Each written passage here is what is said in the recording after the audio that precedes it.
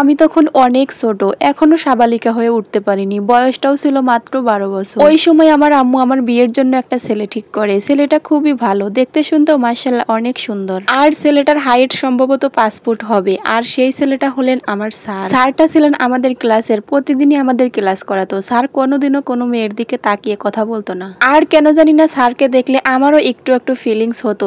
আম্মু যেদিন আমাকে বলেছিলেন তোর স্যারের সাথে তোর বিয়ে ঠিক করেছি, সেই দিন আম্মুর কথা শুনে আমার ভালোই লাগলো। এরপর থেকে আমি ক্লাসে যাওয়ার সময় অনেক সেজে গুজে যেতাম। আর স্যার যখন আমাদের ক্লাস করাতে আসতো, স্যারকে দেখে তো একদম লজ্জায় লাল হয়ে যেতাম, কারণ আমার স্যারকে দেখে ভীষণ লজ্জা করতো আর বুকের ভিতর কেমন জানি হৃৎপিণ্ড ধুপ ধুপ করতো। এভাবেই আমাদের মাঝে বেশ কয়েকটা দিন কেটে যেত। মাঝে মধ্যে স্যারের সাথে আমার আম্মু কথা বলতো। প্রথম পর্যায়ে আমি স্যারের সাথে তেমন একটা কথা বলতাম না, কারণ আমার ভীষণ লজ্জা করতো। তারপর একদিন আমার আম্মু আমাকে বলে তুইও কথা বল। এরপর একদিন আমার আম্মু আমাকে জোর করে ফোন ধরিয়ে দেয়। তারপর থেকে আমি স্যারের সাথে মাঝে মধ্যে একটু একটু কথা বলি। বেশি কথা বলতে পারতাম না, কারণ আমার ভীষণ লজ্জা করতো। এভাবেই স্যারের সাথে কিছুদিন কথা বলার পর আমার লজ্জা ভেঙে যায়। এখন কেন জানি না স্যারের সাথে কথা না বললে আমি থাকতেই পারি না, আমার একদম ভালো লাগে না। আমরা যতক্ষণ পর্যন্ত স্কুলে থাকতাম ততক্ষণ পর্যন্ত একে অপরকে দেখতাম। এর মাঝে আমাদের সামনাসামনি কোনো কথা হতো না। যেই আমি স্কুল থেকে বাসায় আসতাম তখনই স্যার সাথে সাথে আমাকে কল দিত। এরপর থেকে আমাদের কথা শুরু হতো।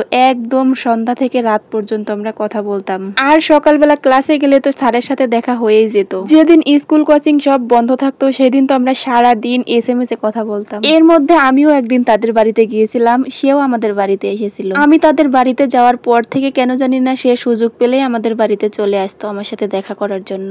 আমাদের তো ক্লাসে অনেক কিছু হতো, যেমন চোখে চোখে কথা বলা, হাত ধরাধরি ইত্যাদি অনেক কিছু হতো। এরপরে স্যার কিন্তু আমাদের বাসায় আসলেও আমাকে ছাড় দিতেন না, আমাদের বাসায় আসলে অনেক কিছু হতো। আর আমাদের এইসব দেখে আমার পরিবার তার পরিবারের সাথে কথা বলতে চায়। এরপর থেকে স্যার কেমন জানি একটা হয়ে যায়। স্যার আমার সাথে আর আগের মতো কথা বলে না। যদিও আমার সাথে একটু একটু কথা বললেও আমার কাছে মনে হতো আমাকে কেন জানি না আগের মতো আর ভালোবাসে না। আর এই বিষয়গুলো আমি একদম মেনে নিতে পারছিলাম না। তখন আমি আমার আম্মুকে সব কথা বলি, আর আমার আম্মু তখন স্যারের সাথে কথা বলে আমাদের মধ্যকার সব ঝামেলা মিটিয়ে দেয়। এরপর থেকে আবারও আমাদের মাঝে আগের মতো কথাবার্তা বলে। আমি এখন স্যারের সাথে কথা না বলে থাকতেই পারি না। এইভাবে আরো 1 বছর কেটে যাওয়ার পর আমাদের বাসায় তখন আবারও আমার বিয়ের কথা বলে। একদিন তারা সবাই মিলে আমাকে দেখতে আসার কথা বলে। সেই দিন আমি অনেক খুশি হয়েছিলাম। সারাদিন শুধু সংসারের কথা চিন্তা করতাম, কখন শ্বশুর বাড়ি যাব, কখন কিরকম করে ঘর গুছিয়ে রাখবো, শ্বশুর শাশুড়ির সাথে কিরকম ব্যবহার করব। সব সময় আমার মাথায় এইগুলো চিন্তা ভাবনায় ঘুরপাক খেত। আমার মতো খুশি ওই সময় যেন কেউ ছিল না, দু চোখ ভরা শুধু স্বপ্ন ছিল।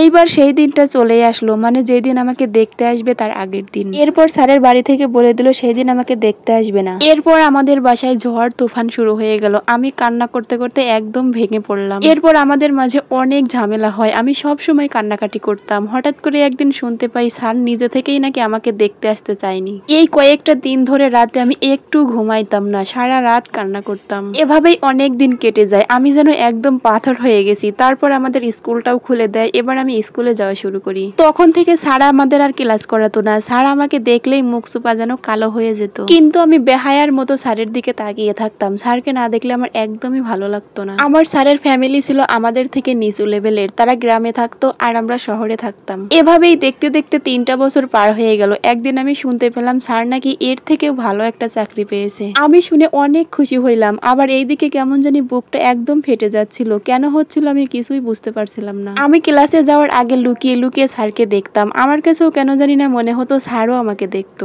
কিন্তু আমি যেই তার দিকে তাকাই তখনই সে অন্যদিকে ফিরে যেত। এবার এই স্কুল থেকে স্যারকে বিদায় দেওয়ার পালা। আমাদের পুরো স্কুলের সবাই জানতো স্যারের সাথে আমার বিয়ে ঠিক করা। সবাই আমাকে বলতে লাগলো কি রে, স্যার তো চলে যাচ্ছে, তুই স্যারের সাথে কথা বলবি না? সবাই তো স্যারের সাথে কথা বলতেছে, স্যারকে বিদায় দিয়ে দিচ্ছে, তুইও চল আমাদের সাথে। তখন আমি ওদের না করে দেই, বলে আমার ভাল লাগছে না। এর 2 দিন আগে স্যার আমাদের পরিবারের সাথে যোগাযোগ করেছিল। সে ডিরেক্ট বলে দিয়েছে আমাকে নাকি সে বিয়ে করতে পারবে না। সেইটা শুনে আমি স্যারের পা জড়িয়ে ধরে অনেক কান্না করেছিলাম, কিন্তু আমার চোখের পানি তাকে বাধা দিল না। এরপর সবাই স্যারকে বিদায় দিয়ে দিল। আমি স্যারকে দেখার জন্য লুকিয়ে অনেক চেষ্টা করি, কিন্তু স্যারের দেখা পাই নাই। অনেকক্ষণ স্যারকে খোঁজাখুঁজি করার পর আমি বাসায় চলে যাই। পরদিন আবারও ক্লাসে চলে আসি। আমার কাছে কেন জানি না মনে হচ্ছিল স্যার বোধহয় এই তো স্কুলে আসবে, কিন্তু স্যার আর আসে না। আমি জানি স্যার এই স্কুলে আর আসবে না, কারণ তার তো অন্য শহরে চাকরি হয়েছে, সে তো সেইখানে চলে গেছে। কিন্তু এই কথাটা কিছুতেই আমার মন মানতেছিল না। আমি সারা স্কুল স্যারকে খুঁজে বেড়াই, কিন্তু কোথাও পাই না। এইবার মনে হচ্ছে জোরে জোরে চিল্লায়ে চিল্লায়ে কান্না করি, কিন্তু কান্নাও করতে পারছি না। এদিকে কান্না আটকেও রাখতে পারছি না, সব সময় আমার চোখ দিয়ে বেয়ে বেয়ে পানি পড়ছে। স্যারকে আমি এতটা পরিমাণ ভালোবেসেছি যে কবে আমি কখনো ফিলই করতে পারিনি আমি স্যারকে এত ভালোবাসি।